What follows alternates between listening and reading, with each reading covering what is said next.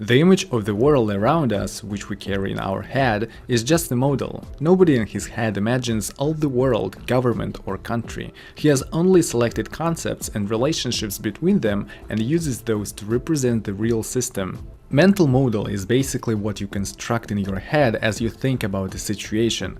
For example, let me explain.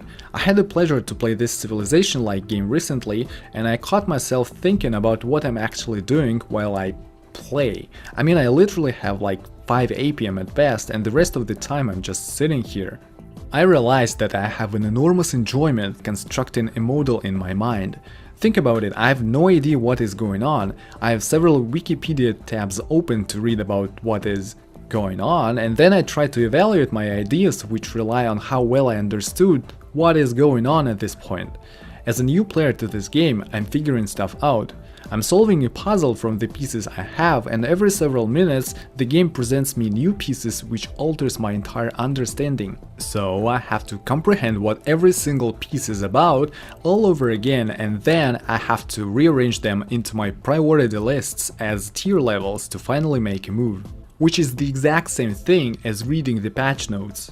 Every once in a while your established understanding just crumbles. And the fun part is, because reading 10 pages is not an instant process, I mean, you physically cannot absorb the entire block of information as a whole, meaning you can't even start thinking about this apparition piece until you finish the reading. And by this time you will forget half of that, while the other half just doesn't matter anymore because you have absolutely no idea where to place a specific change in your tier list. Neither have other people, however more experienced players can provide a much better insight and give some initial thoughts of what is, in their respective opinions, OP as hell. This creates several starting points for a new patch metagame development, which are essentially the very first versions of mental models.